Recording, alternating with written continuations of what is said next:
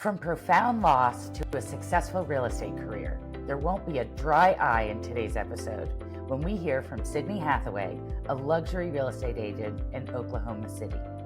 Sydney managed to become a finalist for RAS Media's Rookie of the Year contest and is a mentor to other first-year agents while leading a state-level advisory committee for real estate agents. She shares her experiences and some amazing tips for anyone looking for a career in real estate. So don't miss this highly motivational episode. Welcome to Unlocking Real Estate, My First Commission, where we dive into real stories, big wins, and early lessons learned from highly successful rookie real estate agents and brokers. This is the podcast where we explore how real estate transforms lives, one home at a time, by sitting down each week with a new agent or broker who has found incredible success in their first year. Your hosts are instructors and leaders at Colibri Real Estate School, one of the largest real estate educators in the nation, where we focus on helping people like you get started or find continued success in their careers. Hello and welcome to Unlocking Real Estate, My First Commission, brought to you by Colibri Real Estate. I'm your host, Tina Lapp. I've been in real estate education for over 30 years and was licensed in 2002. My passion is helping individuals enter and thrive in their careers. I'm here with my co-host, Andrew. Andrew, will you introduce yourself? Hey, welcome. I'm Andrew Robinson. I am also at Colibri Real Estate, and we are excited that you can join us today. We are here today with Sydney Hathaway. Sydney, will you take a moment to introduce yourself, tell us where you live and what company you're with? Yeah, so my name is Sydney Hathaway, and I'm a realtor in the Oklahoma City metro area. And I've been licensed for 2 years, all 2 of them with eXp Realty. That is awesome. And Sydney, what were you doing before you came into real estate?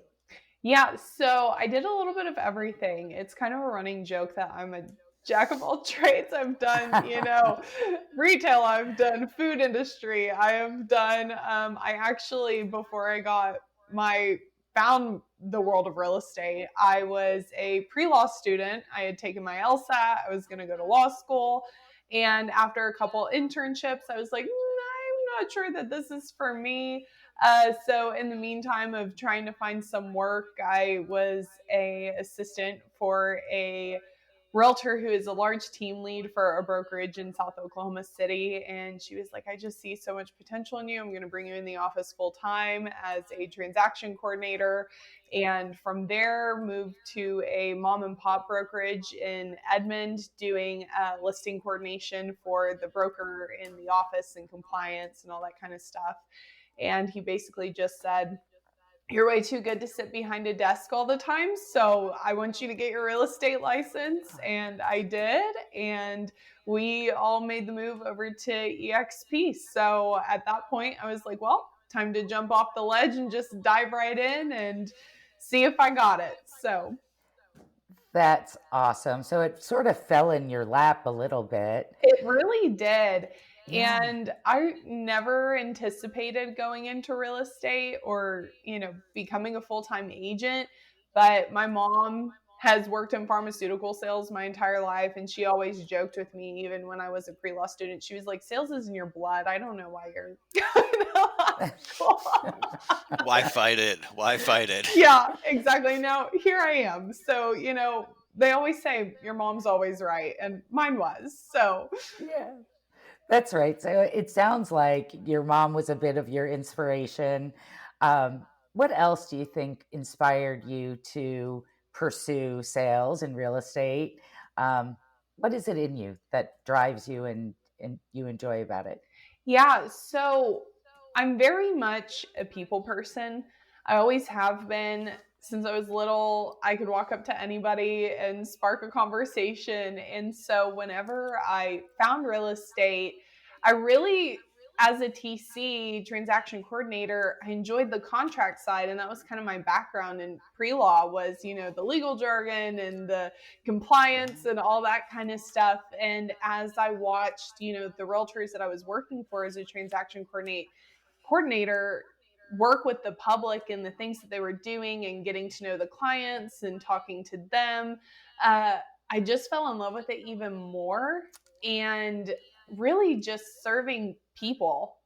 This is a people business. And while sometimes that can be one of the most difficult things about it, it's also one of the most fulfilling and rewarding when you hear from a client, we couldn't have done this without you, and we're so grateful for you. And you get to have, all these new relationships and connections after the transaction is finished. So that really drives my passion, is just getting to help and serve others in a capacity that I don't think I would have been able to do in any other career. Buying or selling a home is one of the most expensive investments that you can make. And so Mm-hmm. it truly just became about, how can I best serve every single individual that crosses my path? Well, that So totally makes true. sense. Yes, it's beautiful. So tell us a little bit about where you grew up and if you feel that that impacted your decision or sort of your career pathway to move into real estate. Yeah. So my journey into real estate was actually a little bit unconventional.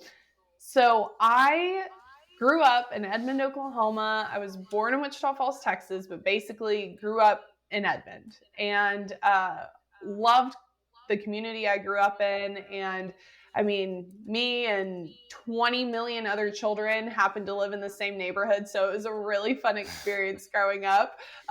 And I really wasn't, how do I want to say this part? My life was your stereotypical suburban childhood. Involved in school, involved in extracurriculars, involved in church, all the things, especially in the Midwest. Church is a staple of our community here in the Bible Belt. So I had a very, I would say, quote unquote, normal upbringing.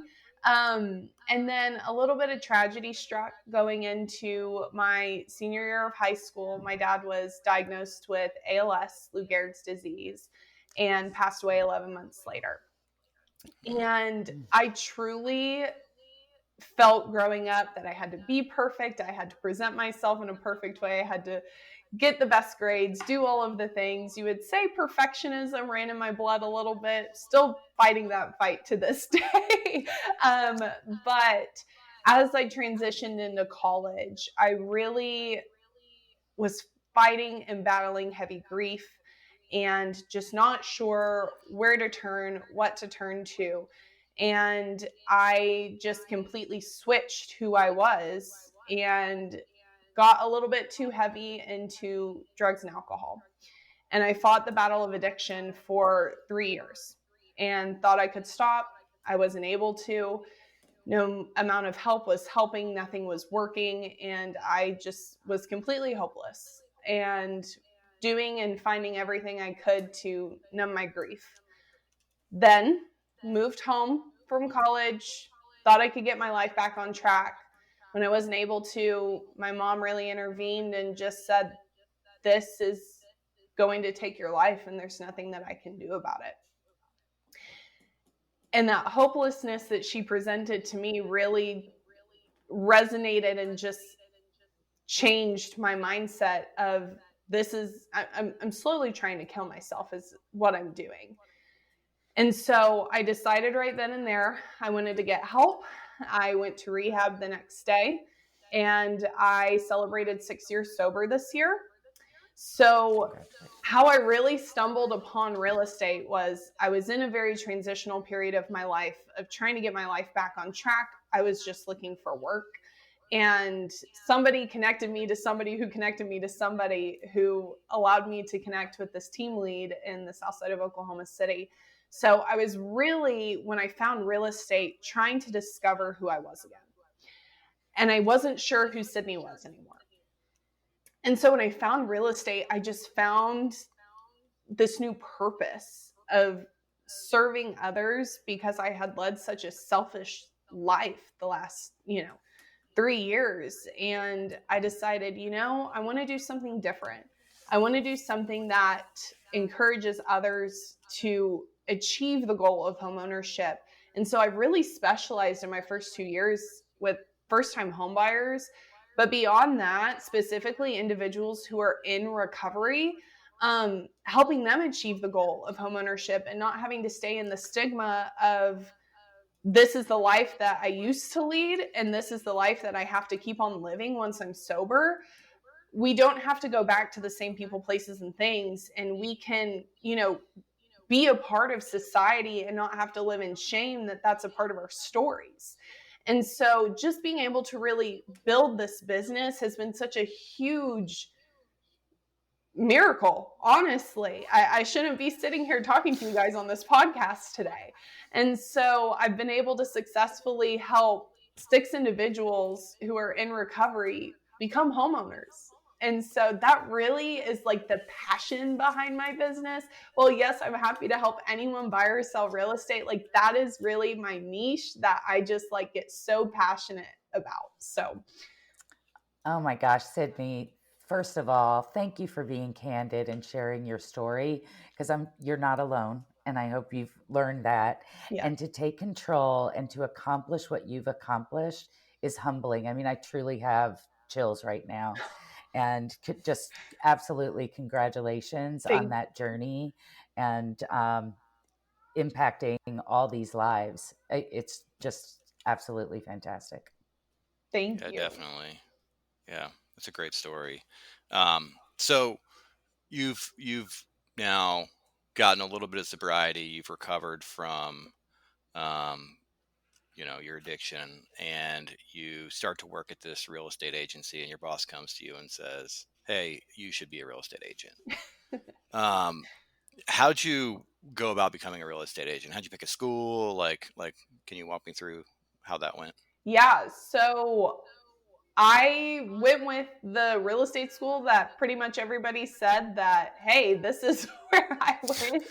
And because I was working full time and like had 4 years of experience under my belt as a TC, I went the online route, which I thoroughly regret. I highly encourage anybody who is wanting to get their real estate license, find a job as a transaction coordinator because you will be able to tell really fast whether or not you like this industry or not as a TC, and then do an in-person school. And I actually was getting my real estate license during the pandemic, which was a whole mess within itself. And the specific school that I chose, I wouldn't necessarily recommend for somebody else, but I got what I needed. I passed my real estate exam and I'm here. So I've actually been a really big advocate for, a little bit of a switch up just within the state of Oklahoma as far as the pre-licensing education goes and the standard that real estate schools are held to. I truly feel like your pre-licensing exam, the real estate exam, and your post-licensing exam set you up in the industry, regardless of what brokerage you choose to hang your license at. That is truly the first step that paves the rest of the way. Oh, that makes sense. So you took an online course then. You didn't have class that you had to go to every day. How did you how did you manage your time? How did you drive through what were some of the challenges you faced? Yeah. So I mean, I was working full time in a real estate office, and thankfully, if it was a little slow, my broker knew I was working to get my real estate license, and he'd be like, "Hey, go study, go do this, go take a practice exam." And that was nice because if I was stumped on something, I could immediately go to him and go, help me answer this because I'm not sure. So that was very convenient to be in a real estate office while studying, regardless if my broker was there or not. If there was another agent in the office, I could go to them. Another challenge that I faced definitely was time management, just because when you are working, 8 a.m. to 5 p.m., and then going home and having your own personal stuff going on, you really have to allocate your time well if you were choosing to do an online course, because there's a lot of people that are working full time when they decide to get their real estate license. So just dedicating that time, setting that time aside, doing it little by little, biting it, bite-sized chunks, get everything that you need, and, just prepare yourself for that exam. So, Sydney, you got past your state exam. Yes. Congratulations, right? The first hurdle. What were your expectations going into your first year? my first year licensed. Yes. So I didn't really, to be completely candid, I didn't have a lot of expectations when I first went in, because I had worked for, a broker who had a brokerage of 40 plus agents and a top team lead out in Southwest Oklahoma City. So I knew I wasn't going to be at that level to start out. All I knew was my sphere of influence is the number one way to start my business. It's free leads. It's people I know. It's people that know me, people I already have a rapport with. So I just picked up the phone and started calling people. And I followed every single ounce of advice my broker gave me. And I treated my real estate business like any other 9-to-5 job that exists. With real estate, a lot of people join this industry because they think it gives them this freedom around their time. And I always say, it doesn't give you freedom, it gives you flexibility. And there's a big difference between the two of those things. So I took that flexibility seriously. And I did open houses on Sunday. And then during the week, I worked on social media content, building up a social media presence. And I sent out letters to every single person I know saying, hey, I just got my real estate license. Here's some facts about the brokerage that I'm with and the other agents that I work with. Here's a business card. Hand signed them, hand wrote the address, slap stamps on them, and just mailed them out. And then as people would text me, or, I'd be like, okay, well, I mailed these out on Thursday. It's Friday. I know they have it. I would pick up the phone and call them and track that communication and just be like, hey, did you get my letter? Just wanted to let you know that I'm now a licensed realtor, and setting up that relationship with the people I know. That's great, and great advice for sure. I like the comment about the difference between freedom and flexibility, like spot on. So you're here, you're doing this, you're going through all these activities. Any particular memory or experience from your early days that stands out? Yes. Oh gosh, if I could name them all, Right? So my first year in, I actually did a lot better than I was expecting. I was not expecting to do the sales numbers I did, to do the number of transactions that I did within my first year by any means. I thought, oh, maybe I'll sell 1 or 2 houses and, just get my rapport built and, professional standards and get my business automated, all of those things. But I ended up closing 15 transactions as a single agent. And I did $5.7 million in sales. So in Oklahoma, that's pretty good, with our average price point being around $250,000, that's a really good number. So I remember about halfway through my first year, I was like, you know what, I'll even though 90% of my business is my sphere, I'll try the online lead thing. We'll just see how this goes. So I called up realtor.com when they were running a promo and signed up for some online leads. Not really expecting a whole lot to come out of it, but I got a lead that I totally thought was a scam at first. And isn't that always how the best ones go? Like, you're like, there's no way this is real. This is a fake person. They're not serious about buying this house. And it was a young woman who had inquired about a $2.7 million property.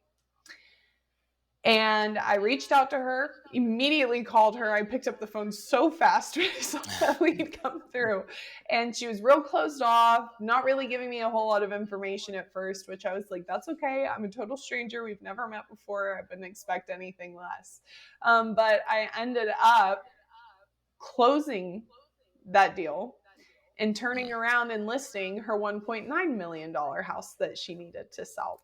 That went multiple offers and under contract in 24 hours in one of the most prestigious areas of Oklahoma City.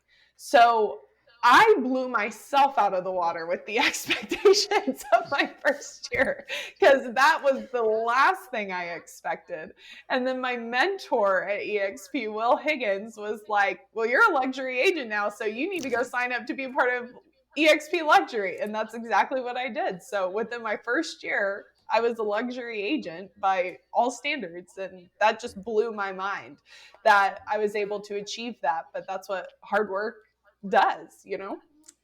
And congratulations and welcome to luxury real estate. Obviously, you were given an opportunity and you knocked it out of the park, and that's something to be very proud of. So when you were going through all of this, did you have a mentor or a support system that helped you navigate through all of it? Yes. Oh my goodness, yes.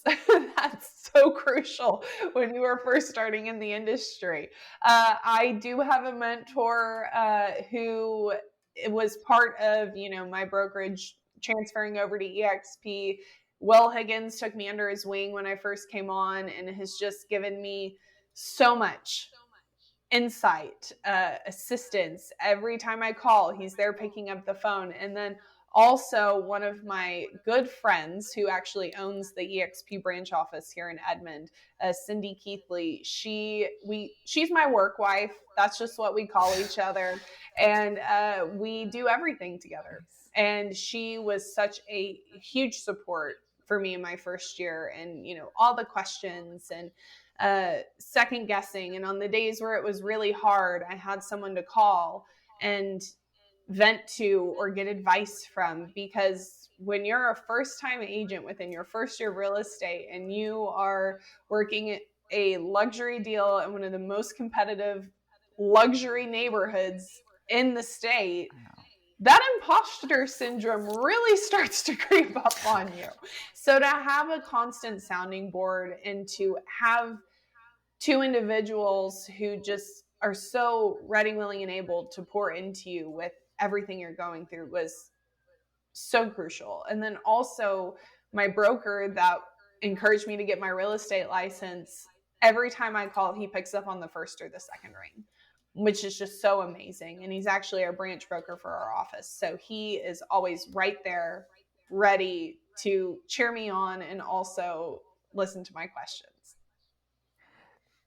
That is great. And I'm sure you had many challenges that you were calling your work wife and all these other folks to help you with. Do you remember a couple of them that were your biggest challenges and sort of how you overcame those and what you did? Yeah. Off the top of my head, something I really struggled with within my first year wasn't necessarily the deals that I was working. Yeah, I would have a deal bust, and yeah, I would have a difficult buyer or seller. But really, the biggest struggle that I found trying to overcome was in the world of real estate. If you follow any realtors on social media, you are seeing, I just closed this big sale, or I just got this big team to, join my brokerage, or I just bought a brand new luxury vehicle, or look at this, or look at this, or look at this. And it just always felt like I had to constantly be achieving to be noticed. And I had to constantly be at the top of my game. And so honestly, my biggest hurdle that I overcame in my first year of real estate was that imposter syndrome of, did I do enough work to deserve this? Why am I not to that individual's level yet? How can I continue to keep getting better and better and better? And I wasn't seeing or experiencing enough vulnerability to feel like I could openly share, I'm having a hard time right now. I felt like I always had to be like, the market's not that great, but you know what? I made 20 cold calls this week and I posted to Instagram 5 times. Like, it always had to be constantly doing something. And I burned myself out. And so the second year of real estate for me was recovering from that burnout and telling myself, you know what? If I sold one house this year, I sold one house. That's good enough for me. And I don't have to live by anybody else's standards than my own. As long as my bills are paid, I need to allow myself to take a break. I need to allow myself to Sabbath, and I need to allow myself to recuperate, or I'm going to continue to burn myself out. And then I'm not going to be of any service to anybody. And so that was definitely my biggest hurdle, was just not falling victim to the imposter syndrome, falling into that comparison trap and refueling myself after a burnout. It's hard to sit here and listen to you talk about having imposter syndrome when you had the success you did. I mean, it sounds like out of the gate you beat your expectations. Why do you think that happened so quickly for you? I think for me, it is because I am someone with the personality and the mindset of I have to constantly be achieving. And remember that perfectionism that I talked about Hmm. earlier? Oh yeah. Hmm. Yeah, constantly battling that. And the need for other people's approval to feel like I'm worth something or did something that was worthwhile. And, last year compared to this year being an election year, my second year being an election year, that's hard.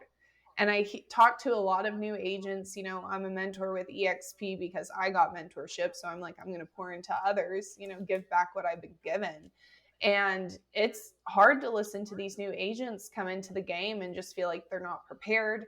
They don't know where to start, what they should do. And even if I'm giving them all the tools and nothing's still happening, I just think that's such a common occurrence in our industry. And I think it's something that every single agent struggles with, imposter syndrome, male or female. I think everyone struggles with it, but it's just not something that's too often talked about. And it's something that's dealt with behind closed doors. And I actually think it's a lot more beautiful and a lot more vulnerable to be honest about that, because you never know what other agent may be going through something very similar that can relate to you, and you guys can lean on each other. It takes a village, and I don't think any agent should be going it alone. Every single agent should have somebody that they can lean on for support.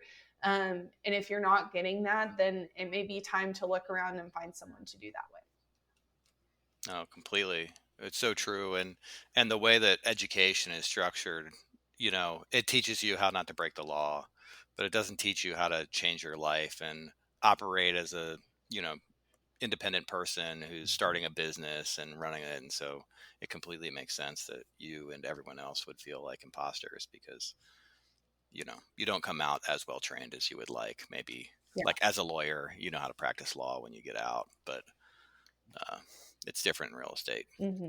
You mentioned earlier that you reached out to your network. Like that's how you got started.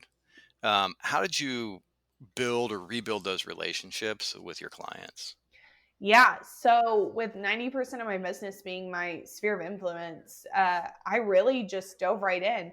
I started calling people. I used the Ford script, which stands for family, occupation, recreational, and dreams. So when I very first started, I was calling people and going, hey, I got my real estate license. Do you want to buy or sell a house? And people would get off of the phone so fast.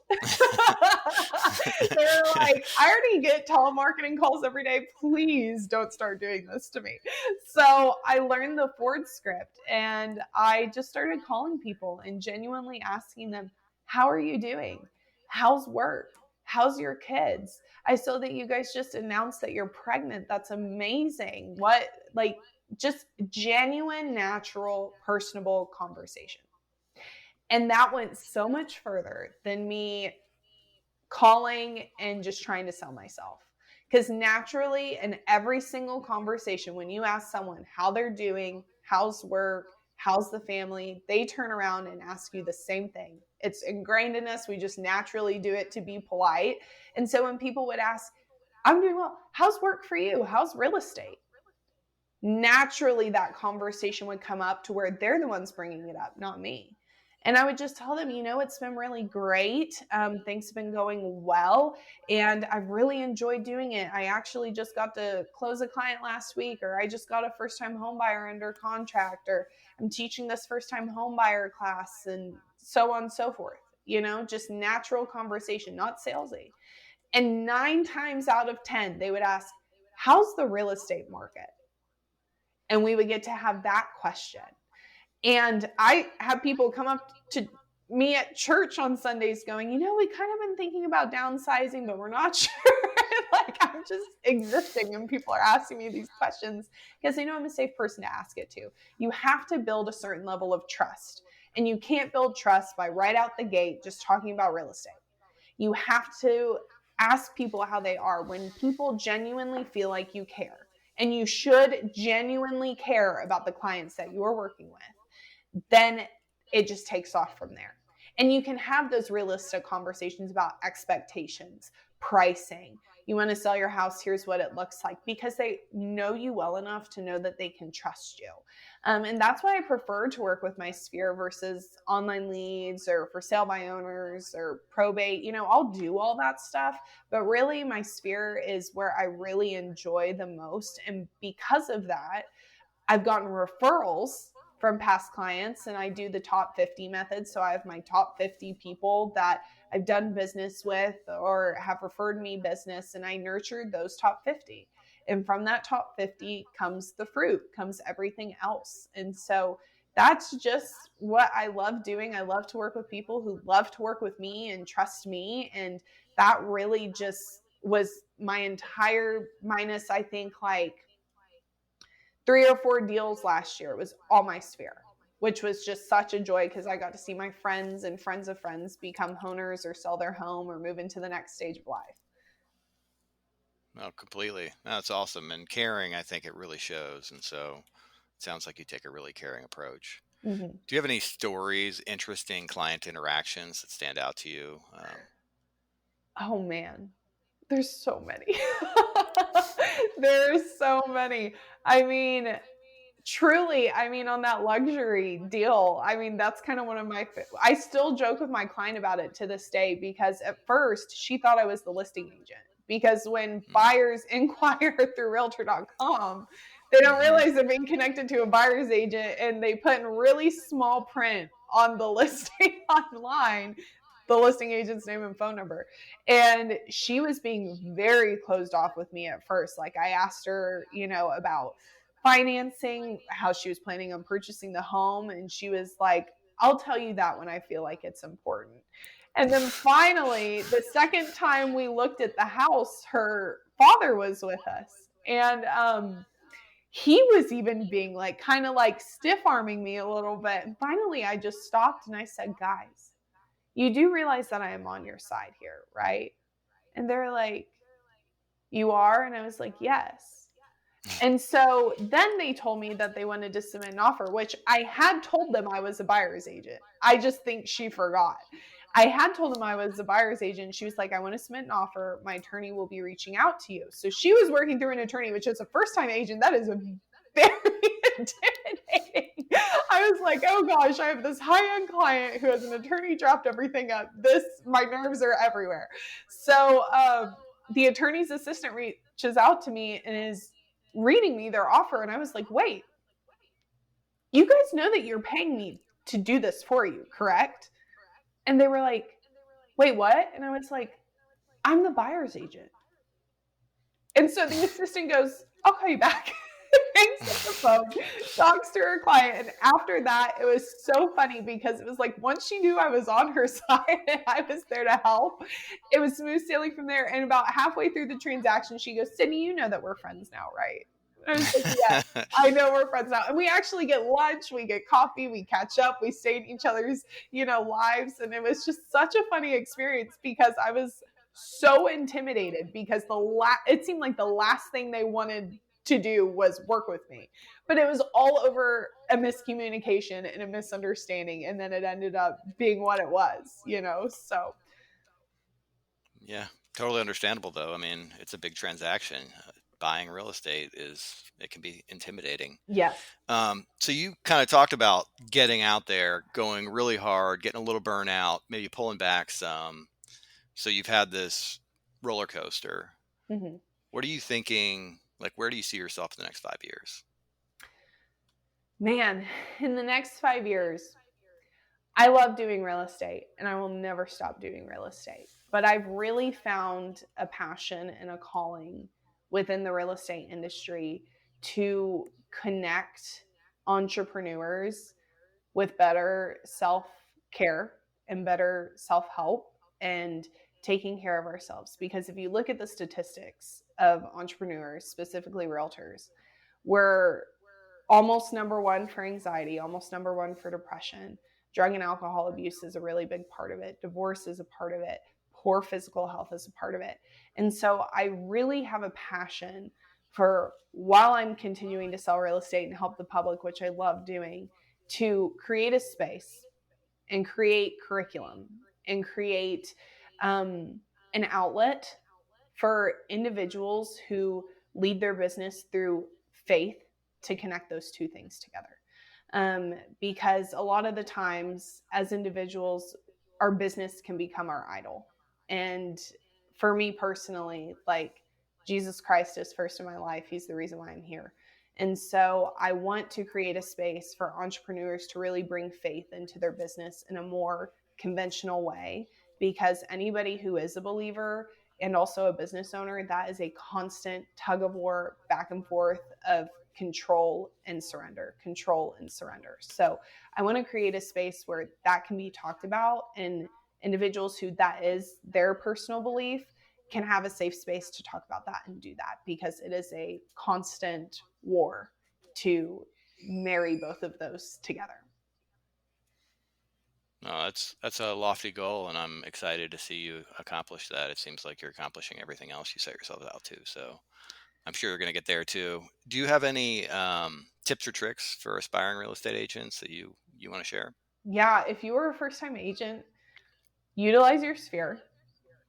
Do open houses, do all the things that everybody tells you to do, but first and foremost, make sure you're doing them in a way that you can measure.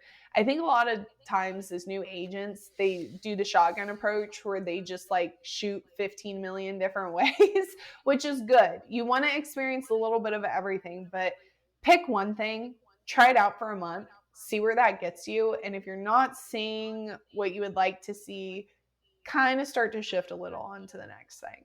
But also mentorship, community, pair yourself with like-minded people.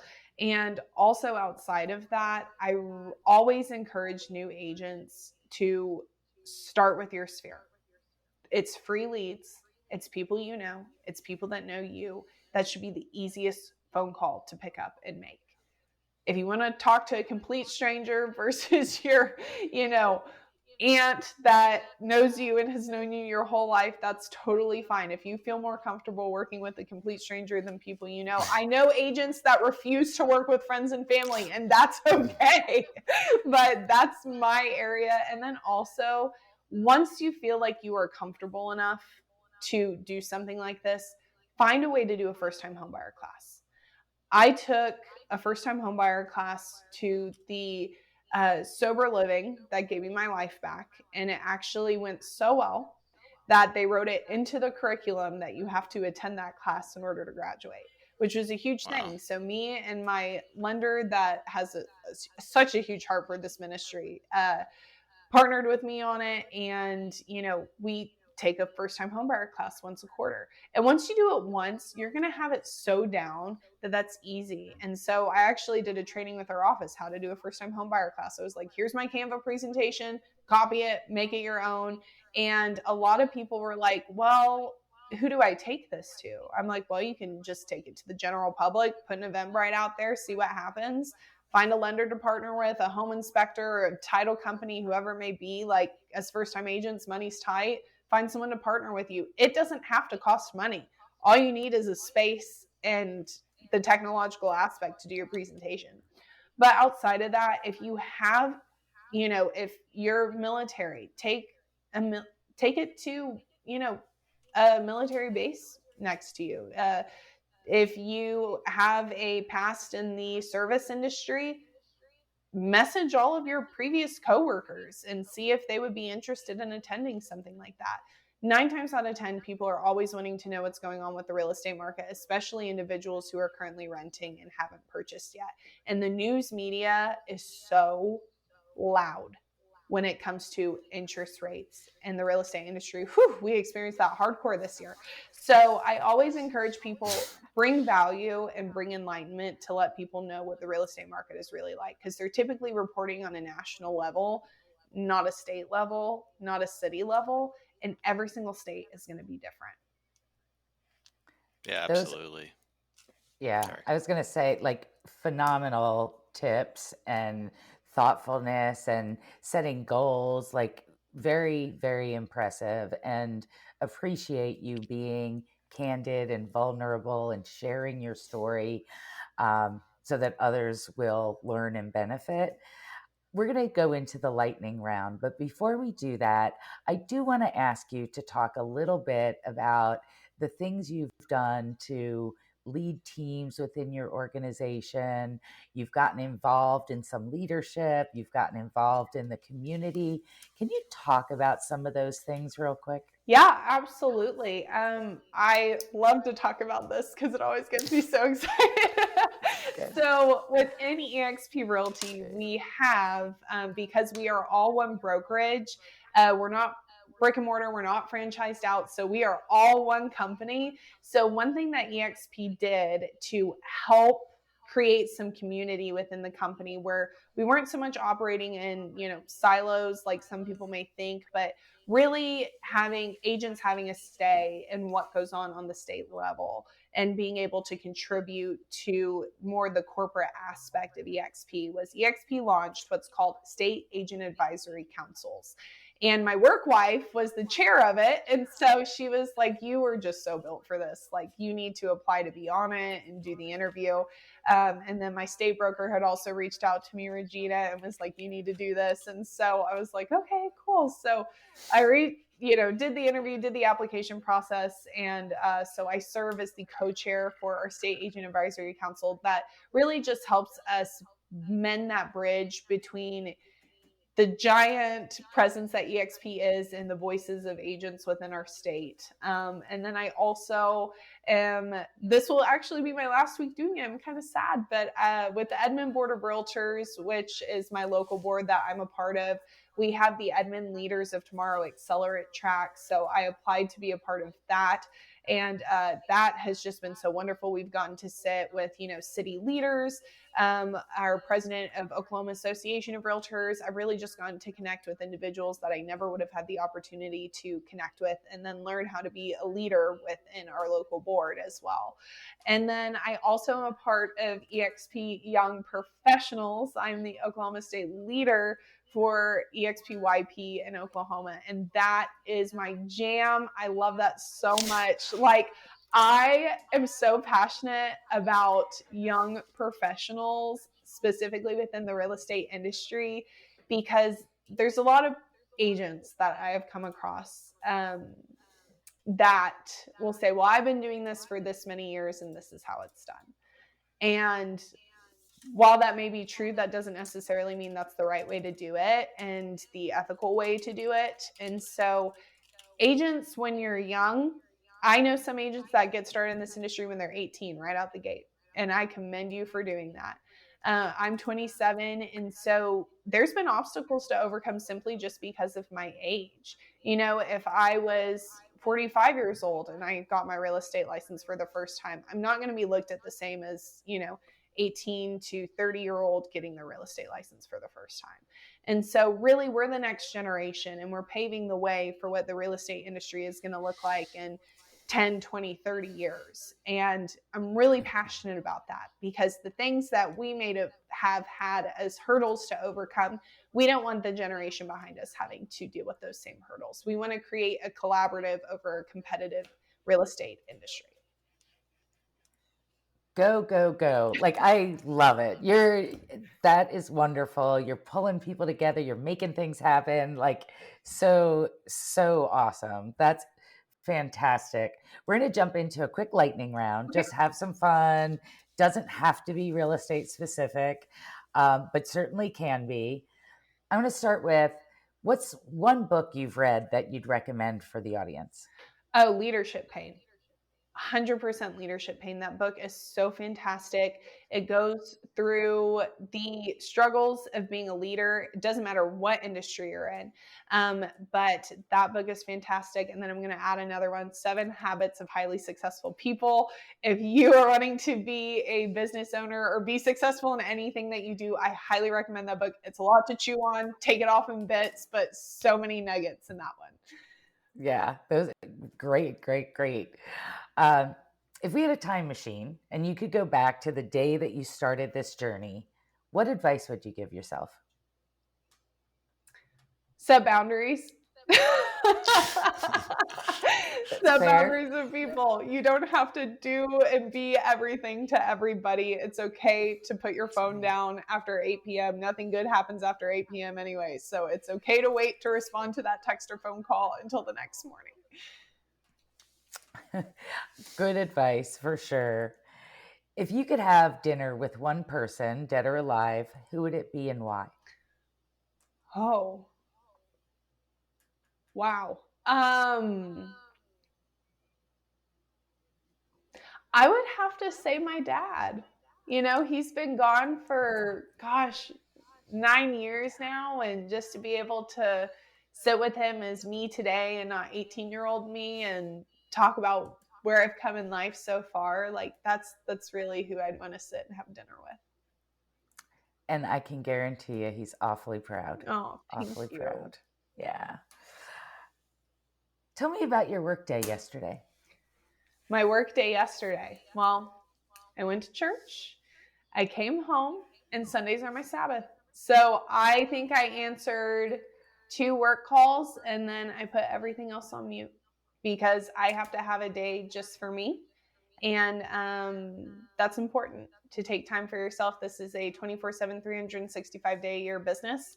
There's no breaks. There's no PTO. There's none of that. So I take Sundays to relax and be with myself and get things done. If something is important or something is, an emergency, I'm absolutely still there. But I take Sundays to sit and be with myself and take care of me. I love that you said that. Discipline is so important in real estate, and it's discipline to get things done and work through your list, but also the discipline to take care of yourself and preserve some of that time. I think that's an important lesson. I'm glad you pointed it out. Mm-hmm. Where can listeners connect with you, view what you're doing, sort of follow your journey? Yeah. So Instagram is definitely the social media platform in which I am most presently on. And I also have a link tree in there where anybody who, wants to chat with me more can connect with me, or I have a Calendly link on there as well if you just want to set up some one-on-one time. But my Instagram handle is Miss Oklahoma City. So it's ms.Oklahoma City. And you can find me there. And if you have any questions or want to talk about anything we talked about on here today, I'm happy to connect. Thanks for listening to Unlocking Real Estate, My First Commission. We hope today's stories and insights gave you that extra spark to keep moving forward in your real estate career. If you enjoyed this episode, please take a moment to subscribe, rate, and leave a review. It helps us reach more listeners like you. And don't forget you can watch this or other episodes on our YouTube channel. We'd also love to hear from you. Send your comments, key takeaways, or recommendations for future guests to unlockingrealestate@colibrirealestate.com.